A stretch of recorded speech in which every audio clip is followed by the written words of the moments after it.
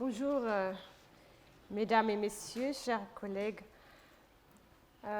Lors de conférences précédentes, nous avons traité des différentes formes de temporalité, des différentes perceptions du temps par l'homme, le temps naturel ou cosmique et les rythmes qui peuvent être vécus à travers ce phénomène, les structures physiologiques et biologiques du temps et ce qu'on appelle le temps social ou même temps culturel, plus général. Et nous avions vu que toutes ces expériences du temps sont thématisées dans le récit de Gilgamesh, qu'elles sont tissées dans les textes en tant que structure générale, en tant que topo-linguistique et en tant que sujet précis. Nous avons appris de l'accélération et de la décélération, du début et de la fin, de la durée et de l'interruption, de l'activité et de l'inactivité dans leur double fonction de dimension de la temporalité d'une part et de structuration narratologique d'autre part. Dans la dernière conférence d'aujourd'hui, nous allons maintenant aborder la question de savoir si l'homme peut, à cause de Gilgamesh, surmonter la temporalité et si oui, de quelle manière. Ce faisant, j'aborderai plus en détail trois aspects qui, à mon avis, jouent un rôle central. Premièrement, les possibilités pour l'individu de se déplacer en dehors du temps. Deuxièmement, la possibilité pour une institution sociale de transcender la temporalité. Et enfin, troisièmement, la conceptualisation du temps en Mésopotamie et la signification associée de la mémoire et de la mémoire culturelle pour eux. Donc, premier point, en dehors du temps, au-delà du temps. Et ça, ce point se compose de deux principales idées exposées. Une sur l'île de Utnapishtim et l'autre sur le problème du rêve. L'île de Utnapishtim, et je vous montre ici un type de schéma qui donne une impression comment on pourrait penser ce monde en tant que vertical et horizontal. Donc cette île s'est située en dehors du continuum temporel auquel sont soumis les peuples de la Terre, donc où se trouve Uruk, et aussi le monde souterrain, le Irkala. Seulement le dieu Soleil traverse évidemment cette partie du cosmos. C'était impossible de le montrer dans cette mode de dessin, mais se dit que Utnapishtim pourrait compter les jours et les nuits du sommeil de Gilgamesh et que Shamash traversait l'eau mortelle. Donc le texte nous dit dans la 10e tablette, je cite, « Il n'y a jamais eu Gilgamesh », c'est Utnapishtim qui parle, « il n'y a jamais eu Gilgamesh de point de passage et personne n'a traversé la mer depuis des temps immémoriaux. » Donc c'est Durdari à ce point-là. « Celui qui traverse la mer n'est que Shamash, l'héros. Qui d'autre que Shamash traverse la mer? La traversée est dangereuse, son chemin est plein de dangers, et au milieu de celle-ci, il y a les eaux de la mort qui bloquent le chemin à suivre. » Fin de citation. Alors, comment donc traverser? Et c'est Gilgamesh qui se donne ce travail qui est très, très dur pour lui. Et je voudrais juste focuser sur un tout petit passage dont on voit qu'une fois de plus, qu'il y a une contraction du temps dont nous avons déjà vu des exemples pendant la dernière conférence, les processus de la civilisation ou de socialisation, mais aussi dans le motif du sommeil de Gilgamesh et les longs moments du manteau royal. Donc cette compression du temps signifie que dans l'environnement de Utnapishtim, une temporalité différente de celle du monde de l'homme semble prévaloir. Il paraît donc logique que les paramètres dans lesquels chaque étape de ce voyage, donc le transfert sur cette île, s'établit, que cette étape du voyage, ça change. Alors que la première partie du passage était dotée d'une indication chronométrique, ça dure 3 jours. La deuxième partie, donc le franchissement des eaux de la mare, est fournie avec une indication de distance. 120 étapes doubles sont mentionnées dans le texte. Et ça, si on veut traduire ça dans des unités métriques qui on connaît un peu mieux, ça serait plus ou moins 48 km, mais ça, c'est important qu'on a une distance espace donnée ici, pas une indication chronologique, mais on a déjà vu que ça peut changer, espace-temps. Et la troisième et dernière étape est ensuite couverte à l'aide d'une voile provisoire. Et ici, il n'y a, pour autant qu'on puisse le constater avec l'état plutôt fragmentaire du texte ici, aucune indication de temps du tout. Alors, cet endroit est loin et ce n'est pas possible de compter combien de temps il faut pour y traverser. Deuxième réflexion, quand Utnapishtim raconte son histoire sur la construction de l'arche, comment ils ont survécu au déluge, et enfin sur le sort que les dieux ont décidé pour lui et sa femme, il fait une distinction très nette en disant, jusqu'à présent, c'est Enlil qui adresse Utnapishtim, maintenant il dit, jusqu'à présent, Utnapishtim a fait partie de la race humaine à Meluhtu. Mais maintenant, Utnapishtim et sa femme sont devenus comme nous, les dieux.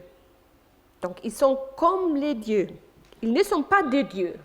Utnapishtim n'a pas trouvé la vie, l'immortalité que Gilgamesh cherche, car Gilgamesh, c'est ce qu'il cherche, c'est Balatu. C'est l'existence. Utnapishtim, par contre, a trouvé des nefesh. C'est ce qu'on trouve dans son nom aussi, le souffle de la vie. Donc, cette solution avec l'île, c'est une solution assez particulière. Ce n'est pas pour tout le monde. Il y a un autre modèle de transcender le temps qui est possible pour tous les hommes. Et ça, c'est par le moyen du rêve. Il y a une étrange surutilisation des rêves dans cette épopée. Quand on trouve partout des rêves. Voilà, il y a ce type d'abstraction dont on voit qu'on a 2 rêves de Gilgamesh dans la première tablette, 5 rêves de Gilgamesh dans la 4e tablette, encore 2 rêves d'Enkidu, encore dans la 7e tablette, et un rêve de Gilgamesh dans la 9e, et le rêve le plus grand, c'est le rêve du Utnapishtim dans la 11e tablette. Donc, les rêves, c'est un point fort. Pourquoi est-ce que c'est une caractéristique si forte? Et y a-t-il une relation entre tous ces rêves? Le rêve, comme vous savez, c'est un dispositif rhétorique aussi dans ces textes. Il permet à l'individu de commenter ou plutôt d'aborder différents niveaux d'expérience du temps. Le rêve permet d'aller et venir dans le temps, et les rêves sont les moyens les plus faciles de voyager dans le temps. De plus, Les rêves en Mésopotamie ont une signification différente de celle de notre société occidentale moderne. Dans l'ancienne Mésopotamie, les rêves fonctionnent comme des poteaux indicateurs qui vous guident dans la vie et l'avenir. Ils présentent le passé, mais plus souvent l'avenir. Et l'interprétation des rêves est une spécialisation, est une profession dont on a vraiment une formation qu'on doit passer si on veut devenir quelqu'un qui donne des explications. Les rêves fascinent la communication avec les dieux et vous permettent de transcender les frontières du présent. Un bref passage de la structure des rêves dans les différents chapitres montre leur importance pour le texte entier.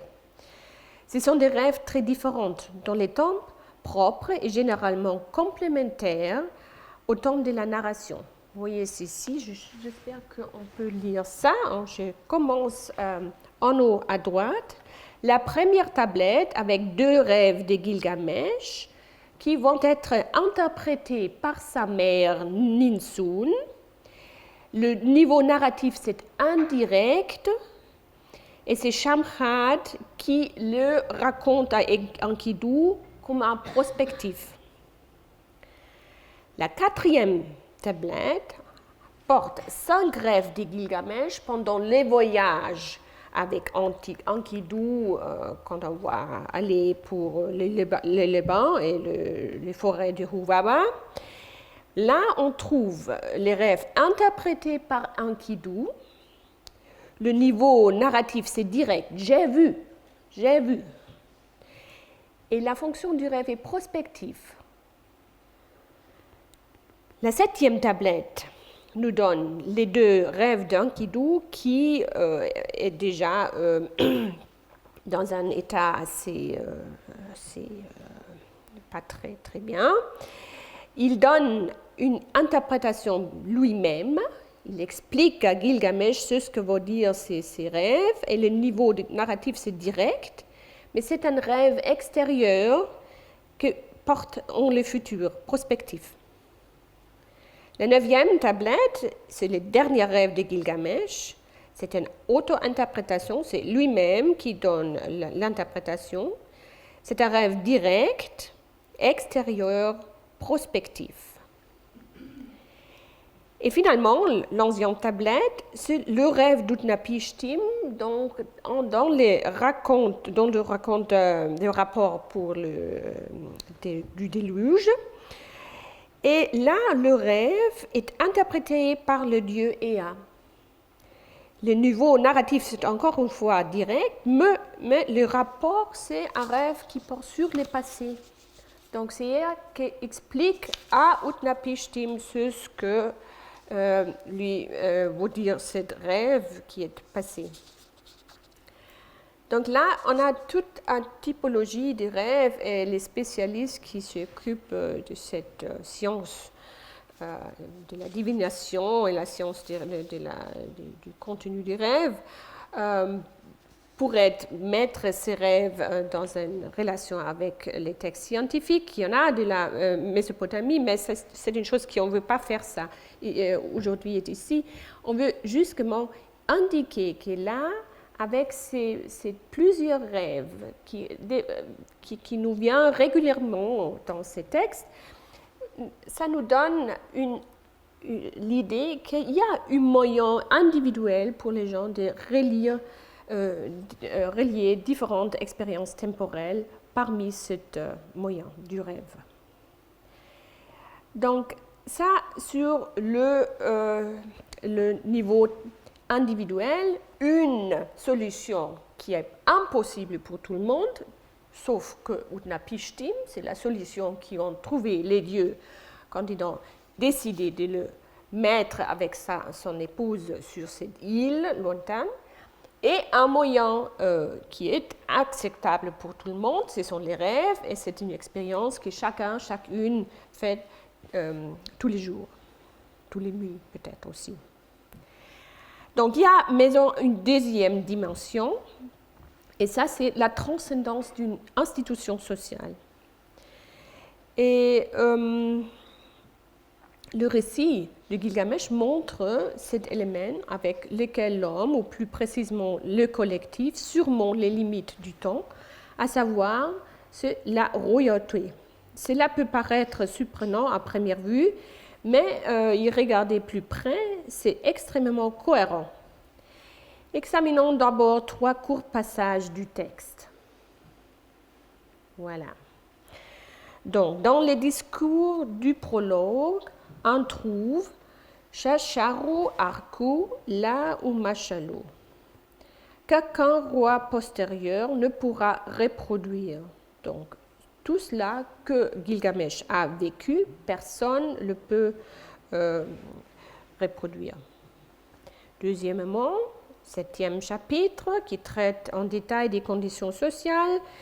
Il est dit Lu Sharu Shaela Arkia Litzerki, que le roi qui me succède m'aborde. Le mot Arkia annonce le temps après la vie du narrateur et fait référence au concept de temps après la disparition du roi. En règle générale, quasi en passant, le texte indique ici la royauté est un continuum.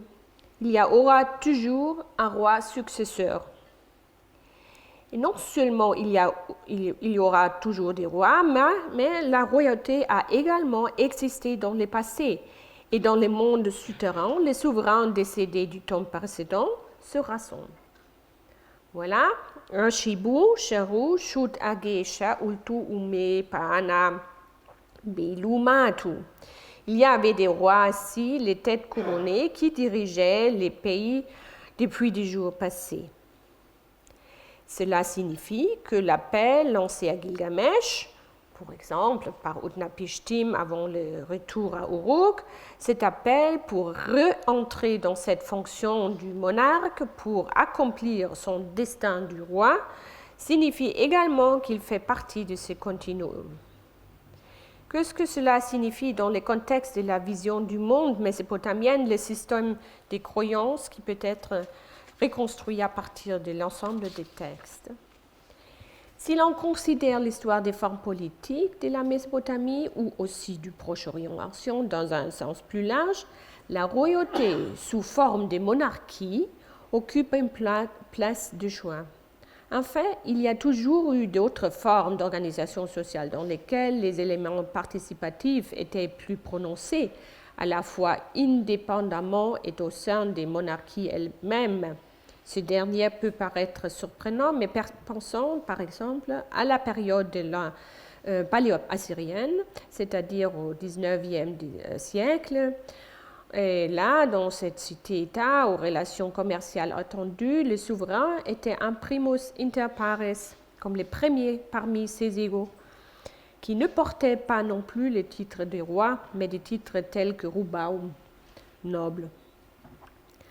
En même temps, la royauté, en tant qu'élément décisif de la société, est fondée, par exemple, sur les enseignements de la sagesse. Par exemple, dans un recueil de théorèmes en langue sumérienne, on trouve voilà, Unlugal numea udusipabin. Les gens sans roi sont comme des moutons sans berger. 3 autres sentences suivent, que je vais également citer ici, jusqu'en traduction. Les gens sans superviseur sont comme un canal sans distributeur. Les gens sans surveillant sont comme un champ sans personne pour les cultiver. Et finalement, une maison sans maître est comme une femme sans mariage. Mais cette première phrase, les gens sans roi sont comme des moutons sans berger, qui nous intéresse ici. Elle fait bien sûr référence à la métaphore du roi comme bon pasteur, bon berger, qui est bien documentée en Mésopotamie dans tous les 3 millénaires. Et cette adéquation est renforcée par d'autres parallèles tirés de l'expérience directe de la vie, de l'organisation de l'irrigation, l'organisation de l'agriculture et de l'organisation de la maison, de l'oikos, de la famille. Donc là, c'est clair, c'est une loi nature. Donc dans notre tradition des récits de la création mésopotamienne, Les institutions sociales comme la royauté ne jouent aucun rôle. On ne trouve pas. Comme les deux récits de la création de la Bible hébraïque, ces textes abordent en effet certaines formations structurelles, par exemple la relation de l'homme à la création, mais la monarchie, qui est une institution qui répond aux besoins de l'homme, n'est donc introduit qu'après la création de l'homme. Si l'on suit les indications de la liste des rois pour Lagash, l'humanité a apparemment existé après le déluge, au moins temporairement, sans royauté. La forme de gouvernement initialement établie est décrite comme ainsi. Ce n'est que plus tard que la redevance sera envoyée sur terre. La distinction faite ici entre domination, Namensi, et royauté, Namlugal, vise vraisemblablement à justifier la priorité historique de cette fonction-là. Mais la royauté est l'une des institutions civilisatrices que les humains reçoivent des dieux. Dans la liste des mets, la royauté, Namlugal, apparaît après les insignes royaux, calotte du souverain, trône, sceptre, bâton et robe, qui constituent la royauté par essence. Cette idée est particulièrement claire dans le prologue de l'épopée d'Etana, dont le texte dit les dieux ont déterminé au peuple la fête, mais ils n'en ont pas nommé un roi, cependant, au peuple nombreux. En ce temps-là, il n'y avait pas de diadème, pas de bandeau, et le sceptre n'était pas décoré de lapis. La royauté, la monarchie, ne fait pas partie de la création que très tard, à savoir au cours du premier millénaire, et c'est alors que la personne du roi primordial est créée. Cette idée, donc d'intégrer la royauté dans le cosmos, est plus détaillée décrit dans le texte VS 24-92, qui a été appelé le mythe de la création de l'homme et du roi, édité par Bernard Meyer en 1987. Après ce texte, la création du homme loulou est suivie de la création d'un roi primordial.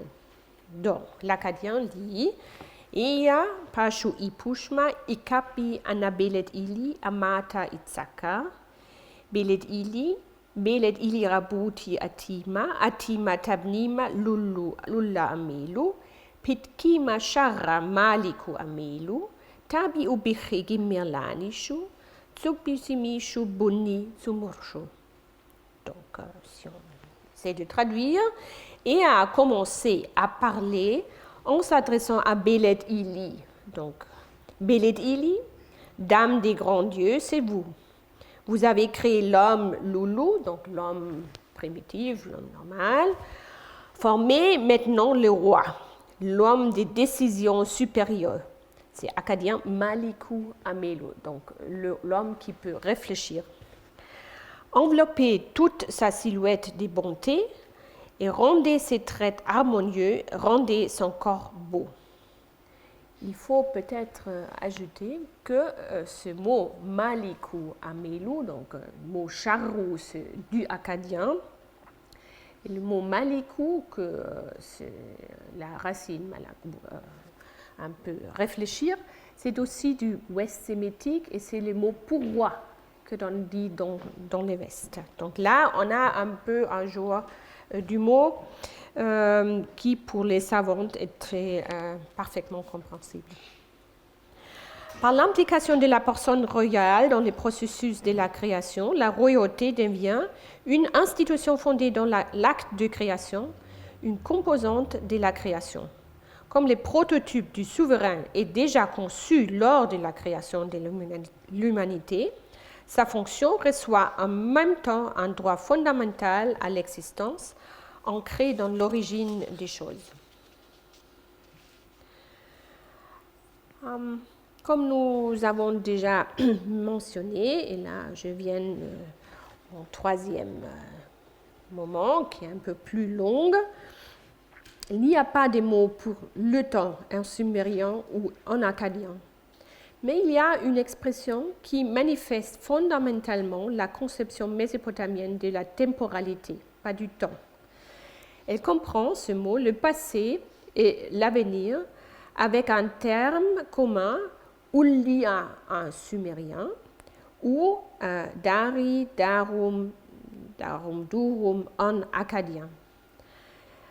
Individuellement ou en tant que couple de termes, ces mots font référence à des périodes de temps continuées, à des périodes de temps et enfin à la permanence. Nous avons déjà rencontré le mot donc, ou la formule Dur-Dari à plusieurs reprises et on le retrouve plus de 40 fois dans les textes et donc c'est l'une des expressions temporelles les plus fortes de toutes. Permettez-moi de vous donner 3 exemples de cette formule. Encore, Shimatu lushimki shimati laikatu anadbur dar. Je te déterminerai un destin qui ne se achèvera pas pour l'éternité. Hein. C'est les mots qui ont choix par traduction, mais peut-être c'est un peu trop chrétienne, je ne sais pas. Lorsque Gilgamesh réfléchit à la mort de son ami Enkidu, il dit Anaku ulkisha shuma anelama ul ateba durda. Ne devrais-je pas être comme lui et aussi me coucher pour ne plus jamais me relever à travers toute l'éternité? Donc, on a des difficultés étymologiques qui proviennent de la dérivation de l'akkadien daru, de la racine de dur. En ougaritique, dr signifie maison, dynastie, génération. Et la séquence dr signifie génération de génération, une idée qui est davantage associée à des concepts cycliques qu'à des concepts linéaires du temps. Cependant, l'existence d'une racine secondaire d'art, retournée à soi-même, comme l'a souligné Dominique Charpin, et les termes andurarum et anduraru qui en dérivent montrent qu'ils ne signifient pas cyclique, pas du tout, mais des sections qui passent périodiquement. Ils font référence à un niveau de temps qui se déroule dans un flux continu, alors que la durée de vie humaine est caractérisée comme une période de temps fixe qui se termine. Vous vous souvenez du Adanu et de la date Simanu, de la mort. L'existence des dieux s'étend dans la permanence. Donc ce Gilgamesh qui, quand il parle avec Enkidu, dit « Mon ami, qui peut monter aux cieux? Ce sont les dieux qui y habitent en permanence, mais l'humanité, ses jours sont comptés, tout ce qu'elle entreprend n'est que du vent. » On a déjà parlé de cette phrase. Enfin, c'est la zone de tension entre le passé et l'avenir dans laquelle se déroulent les actions des souverains de Mésopotamie. Dans leur rapport d'actes et leurs inscriptions des bâtiments, ils actualisent le passé en se référant à leurs prédécesseurs et l'avenir en se référant aux futurs souverains. Le terme de référence est dans chaque cas daru. Le fait que cette idée de permanence immanente soit d'une grande importance, c'est également prouvé par sa représentation théologique dans la grande liste de dieux An Anum. Je vous montre ici la version néo-assyrienne de ces grands textes. C'est une tablette extraordinairement belle, bien faite, qui, comme tous ces textes, provient du palais d'Ashurbanipal à Ninive. Et on peut voir très clairement ici les deux colonnes. Je pense que c'est clair. Hein. Et à gauche pour les entrées sumériennes et à droite pour les équivalents de la prononciation en akkadien. Et vous pouvez également voir ici que le scribe s'est épargné beaucoup de travail quand il pouvait et qu'il a toujours inséré le signe de répétition kimin dans ses textes. Donc, quand il ne voulait pas écrire beaucoup, on voit toujours, il a donné ce truc-là. Voilà, c'est pareil comme ça, ce qu'on a plus haut. Donc, avec cette prochaine diapositive, on peut voir un peu plus clair comme est belle cette tablette. Et voilà une transcription de ces textes. C'est pas possible de le traduire. Et on parle un peu plus près de ces premières lignes 1 à 13. Les noms sumériens des divinités se trouvent à gauche et les formes akkadiennes ou la disposition parle à droite. La disposition des noms dans cette partie de la liste, donc le début, est la suivante. Premièrement, la divinité masculine, là. Deuxièmement, la divinité féminine. Mais cependant, tout commence par une exception. Donc, Anne et son épouse Antum, première et deuxième ligne, sont suivis d'une troisième entrée, une répétition qui rend visible le principe du couple divin. Ce principe n'est pas explicitement écrit plus loin, mais il est certainement sous-intelligé, c'est-à-dire que le lecteur avertit qu'un dieu et une déesse peuvent être considérés comme couple. Donc, pour les prochaines entrées dans la liste, on ne répète pas le principe de la troisième ligne, mais on donne que le nom du dieu et déesse. Donc, on a Anshargal et Kishargal, Anshar, Kishar, Enshar, Ninshar, et les Kimi nous indiquent que ce sont toujours des manifestations des Anu et Antu. Donc, ce n'est pas des différents dieux, mais que ce sont des hypostases de ce couple primordial An-Antu.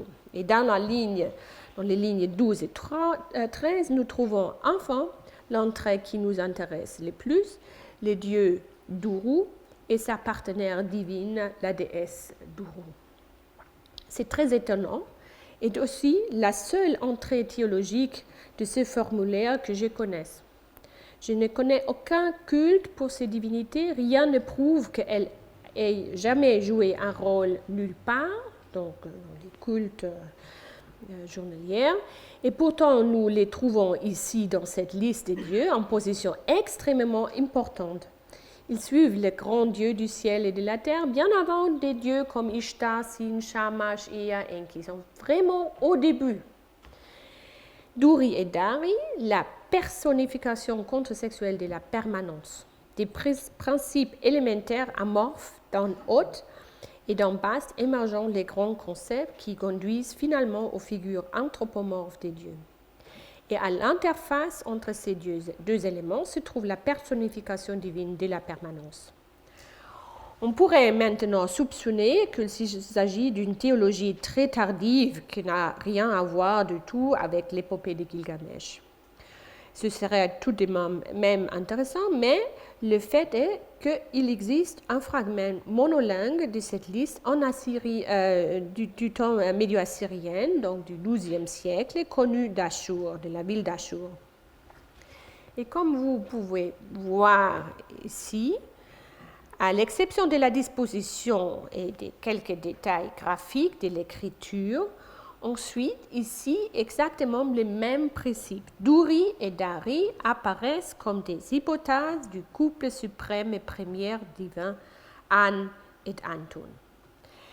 Mais cela signifie maintenant que cette idée, cette théologie de l'éternité divine, était déjà bien connue au XIIe, peut-être XIIIe siècle, c'est-à-dire précisément à l'époque où, selon l'état actuel de connaissance, l'épopée de Gilgamesh a été écrite par Sinleke Unini.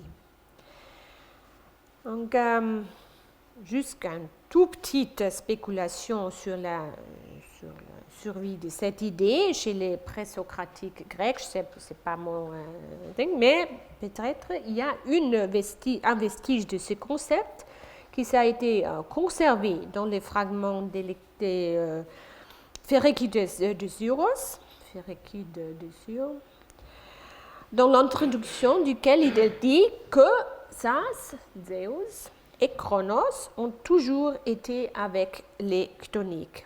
Et donc, on ne pourrait pas du tout expliquer ces deux dieux-là, parce que ce n'est pas Chronos, mais Chronos. Mais peut-être avec les plans de l'idée mésopotamienne, on a ici une petite trace pourquoi on mit ensemble ces dieux. Il serait certainement utile et productif d'approfondir ces questions, mais c'est toutefois une autre histoire.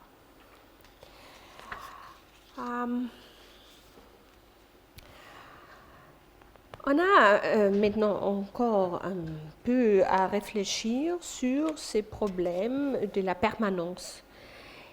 Et l'hypothèse que la permanence s'est réalisée par le mémoire et le souvenir, c'est un thème principal de cette récit de Gilgamesh. Je vous montre ici une phrase de la 11e tablette dont on dit Umi anuti luxu sama anadarish ai amshi. Pour que je me souvienne de ces jours et ne les oublie jamais. C'est là que Gilgamesh parle de son travail et que sous la forme akkadienne, luxu sama est formé par la racine chassas ou se souvenir, un mot qui relie le passé, le présent et le futur, dont il réfléchit sur ce mode de transcendre le présent. Il est ici rhétoriquement complémentaire. Laya amshi, la racine mashu, oublier, le désir de ne jamais oublier. Cette petite phrase, je veux me souvenir de ces jours et ne jamais les oublier, c'est la formule pour la permanence, pour le daru. Et ces mots se présentent ici dans l'adverbe darish que vous voyez très bien ici. Donc c'est toute cette phrase qui, à mon avis, est centrale pour le texte. Donc, souvenir, pas oublier, permanence.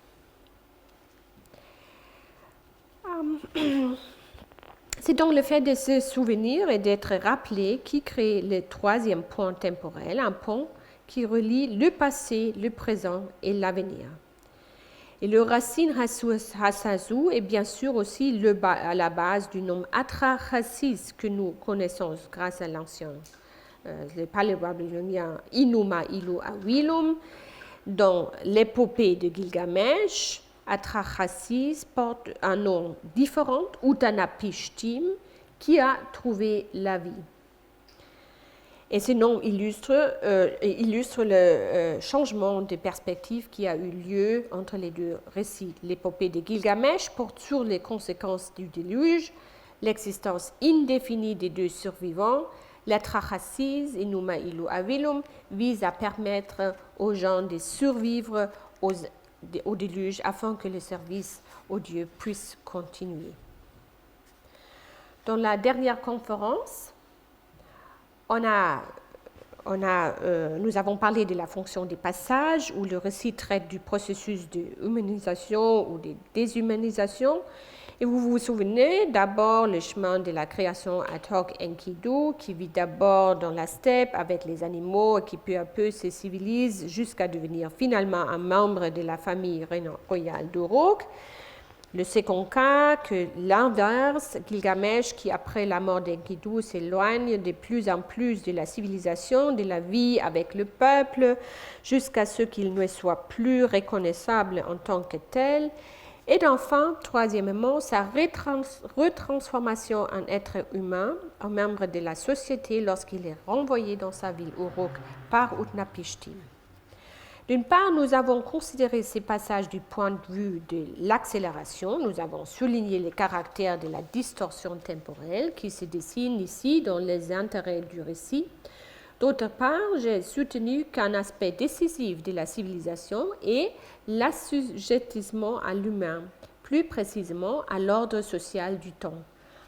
La contrepartie est l'ordre temporel animal qui fait que le récit se concentre sur les besoins physiologiques élémentaires, l'alimentation, le sommeil et les mouvements. Le processus de déshumanisation réduit l'homme à ce niveau d'existence.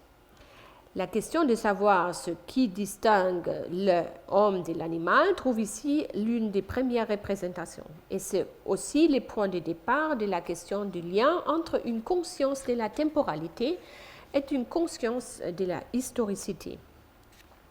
Pendant longtemps, l'Est, très général, s'est vu refuser tout sens de l'historicité et de la temporalité.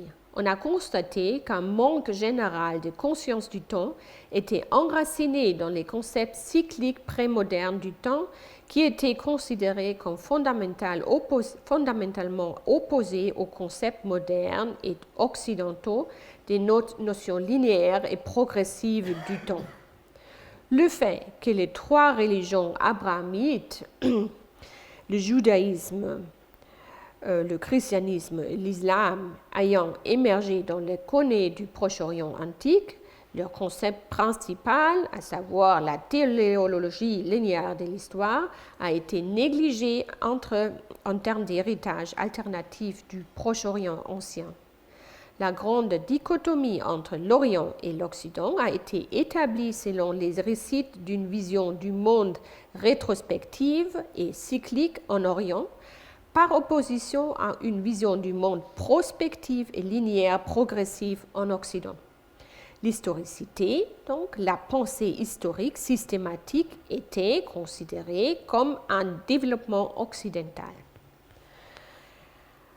Donc, en ce qui concerne le Proche-Orient ancien, il a même été prouvé que les locuteurs des langues sémitiques, tels que l'akkadien ou l'hébreu, n'étaient même pas capables de développer un concept complet de l'avenir et des preuves linguistiques en étaient fournies, en disant que le mot akkadien pour l'avenir, pour passer et verbalement les jours qui se trouvent avant ou devant moi, tandis que le terme pour l'avenir est verbalement les jours qui se trouvent derrière de moi, dans mon dos. Et vous voyez les problèmes.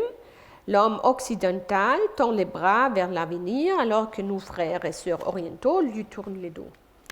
Mais ça, c'est impossible. Hein? C'est un discours épouvantable. Parce que aussi, entre-temps, il a été démontré que de nombreuses langues conceptualisent le temps dans un cadre métaphorique spatial et pas seulement les langues sémitiques. Elles comprennent l'individu comme se situant verbalement entre le passé et le futur, et ce que vous pouvez voir, c'est ce qui se trouve devant vous. Donc,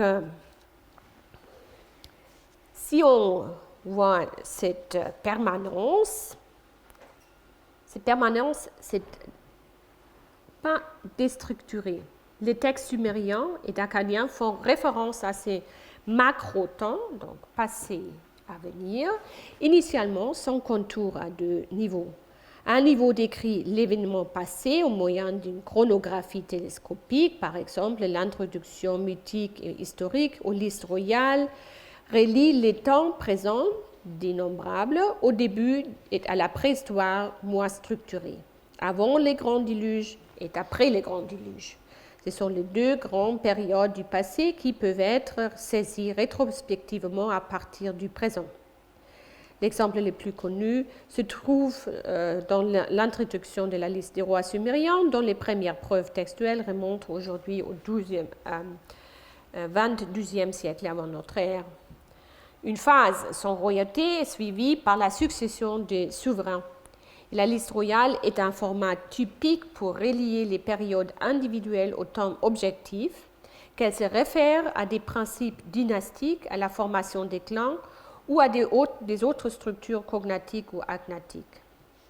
Ici, le temps se manifeste dans la structure de la relation solidaire. Comme les listes royales, les listes des noms d'années, des éponymes, représentent les liens entre continuité et renouvellement, entre chronométrie anthropique et principe divin, dans une récursivité linéairement explicite. Le principe de la généalogie est adapté non seulement à un aspect de la mémoire qui pointe vers le passé, mais aussi à un aspect qui pointe vers l'avenir, qui doit être activé par l'individu au cours de sa vie. Le roi doit surpasser ses prédécesseurs, il doit se faire un nom qui se doit durablement préserver et prendre ainsi conscience de son historicité. Mais d'où vient ce raisonnement historique ? Aujourd'hui, nous comprenons la conscience historique comme un facteur primordial de la condition humaine. Les sciences cognitives nous apprennent ce qui arrive aux individus qui perdent la mémoire. Maurice Ahlbach, Jan Assmann et d'autres ont montré que la société développe quelque chose de similaire, une mémoire collective ou culturelle. Ces métaphores sociobiologiques ont toutefois été fortement critiquées car elles attirent l'attention sur le fait qu'il y a quelque chose que les individus établissent lorsqu'ils se synchronisent en société. Cette capacité de transfert de connaissances et de compétences accumulées au fil des générations a été appelée intentionnalité collective humaine par Tomasello. Les humains sont les seuls êtres vivants à posséder une mémoire véritablement épisodique, ce qui leur permet de faire la différence entre le passé, le présent et l'avenir. Les humains peuvent faire des voyages mentaux à travers le temps dans les deux sens. Ils sont capables de développer des scénarios mentaux complexes afin de planifier et d'exécuter des projets techniques et artistiques complexes. L'intentionnalité collective et la mémoire épisodique sont dans les deux catégories cognitives de base du cerveau humain qui ont permis l'évolution de la conscience historique à tous les hommes. Donc, faire face à l'avenir, c'est-à-dire au non-présent, c'est donc une capacité importante de l'homme.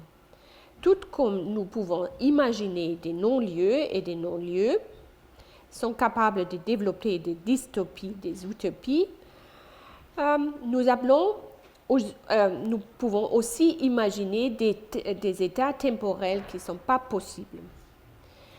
On a souligné l'importance de cette capacité qui s'exprime, par exemple, de manière spécifique dans la législation, et je cite Arne Jarick ici,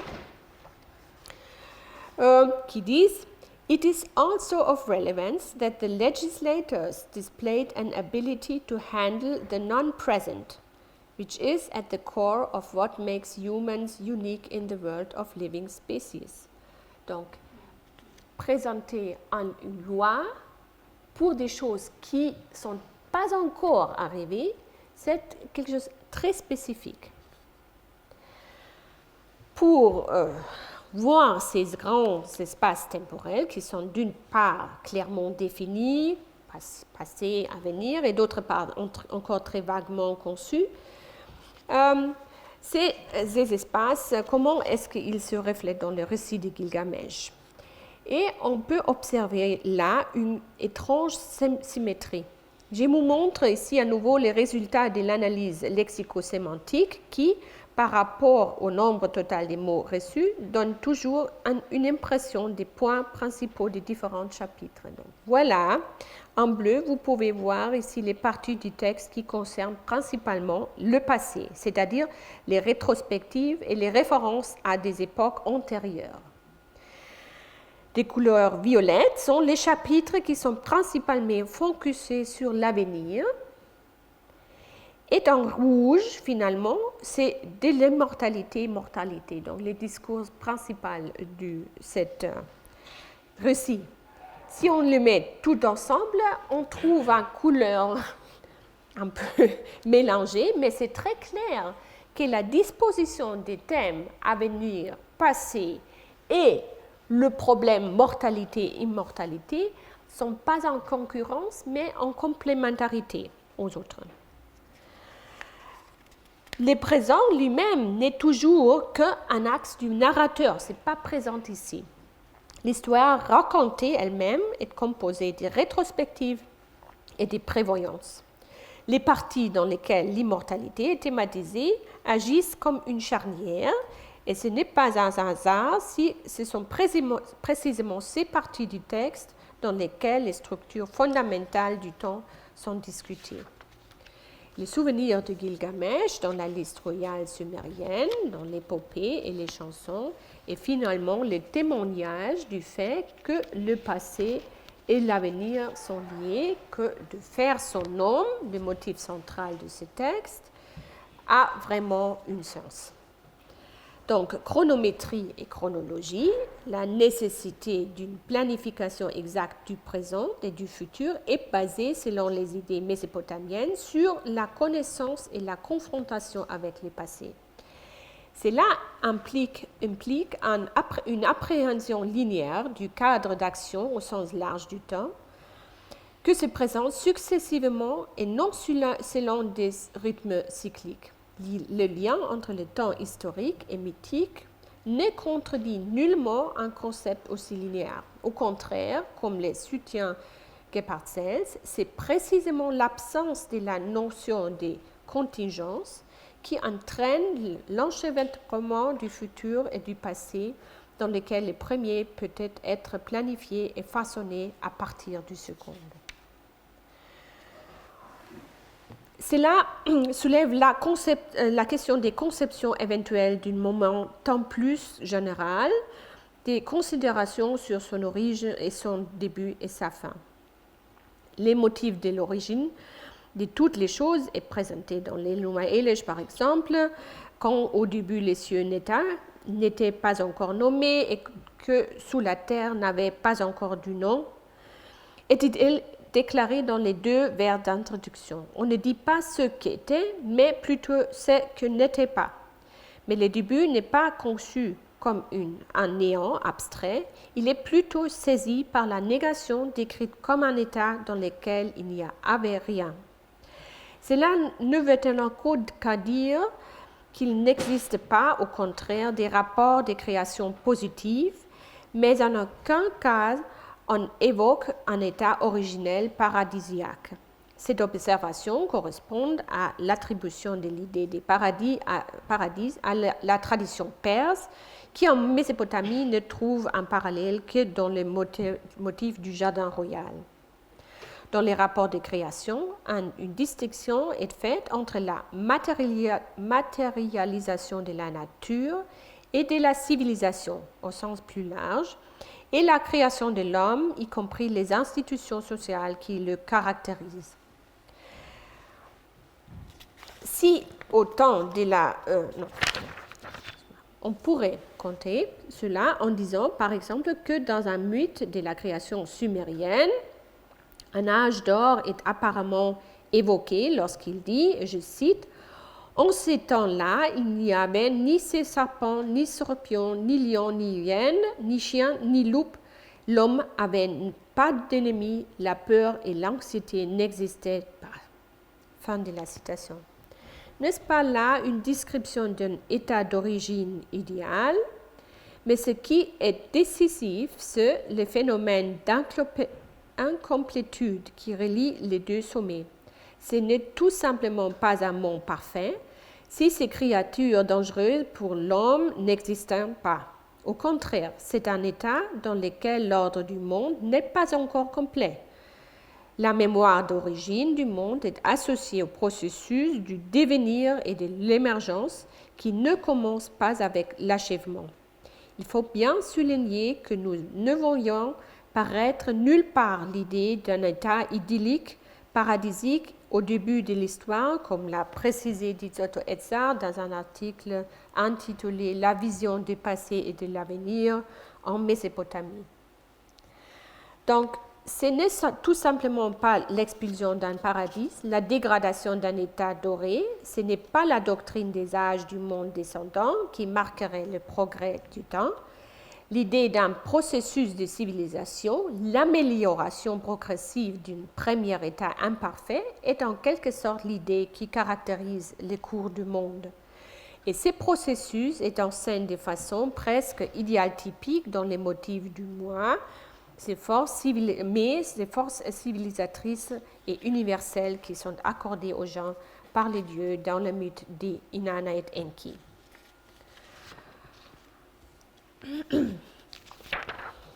Ce début est-il accompagné d'une fin?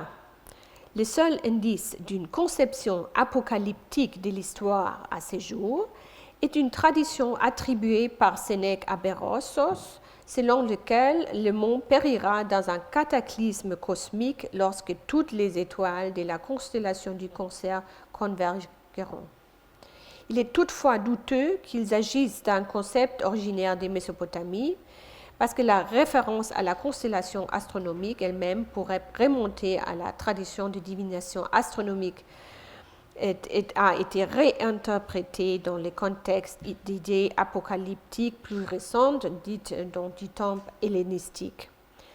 Même si les concepts de prospective, une gestion de l'avenir, ou Zukunftsgestaltung, pour utiliser le terme qui a été conçu par Stefan Maul, semblent reposer sur une conscience prédéterminée du temps et de l'existence qui est déterminée par certains commandes cycliques, par des autres comme non linéaires, il n'y a en aucun cas l'idée d'un plan divin se déroulant dans l'histoire.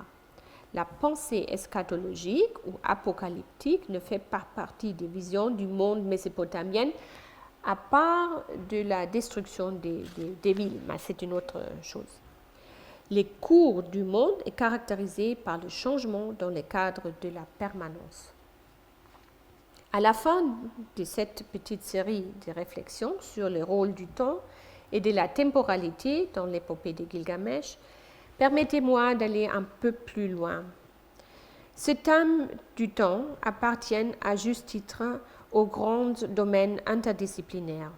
La recherche dans ces domaines est fortement déterminée maintenant par les sciences de la vie, d'une part la biologie, la neuroscience, les sciences cognitives, et par les sciences sociales d'autre part. Mais en tant que fait anthropologique, c'est-à-dire dans sa manifestation en tant qu'élément structurant de la conscience humaine, le sujet du temps relève aussi et surtout des sciences humaines. Et j'espère avoir montré que même des époques de l'histoire humaine assez éloignées dans le passé peuvent apporter quelque chose à ce sujet. Dans les témoignages concrets des textes, d'objets, dans les représentations et les pratiques, mais aussi intégrés dans un grand récit comme l'épopée de Gilgamesh. Si vous le souhaitez, ce texte contient une philosophie de la temporalité qui combine des aspects de la ontogénèse, de la phylogénèse et de la sociogénèse. Et c'est précisément cette façon de voir les choses que le sociologue, historien et chancelier de l'Université de Chicago, Louis Mumford, a évoqué à l'occasion d'un symposium à l'Institut oriental de l'Université de Chicago en décembre 1958. Ce symposium était dédié à l'Urbanization and Human Evolution in the Ancient Near East. Et je vous montre ici la salle de conférence, halle centrale de l'Institut, un lieu qui, par soi, exprime la profondeur du temps d'une manière particulière. Vous voyez le bas-relief assyrien au fond et à côté des choses, petits trucs exposés de toutes les époques du Proche-Orient ancien. Aujourd'hui, Mumford, qui a donné cette introduction, a dit avec les mots explorations in time, however, are explorations in human depth. Donc, les explorations dans le temps sont cependant des explorations dans la profondeur humaine. Et donc là, il exprime les mieux que la version standard de l'épopée Gilgamesh nous apprend. C'est la temporalité qui est au cœur de l'être humain Ce sont les rythmes, la durée, la permanence, la synchronisation qui sont à la base de l'être, de l'horloge moléculaire à l'organisation de la société. Et avec ça, je vous remercie de votre patience et de votre intérêt. Je m'excuse pour mon français encore assez faible. Et je voudrais aussi remercier les professeurs du Collège de France de m'avoir invité dans ce lieu unique d'échange scientifique. Merci beaucoup.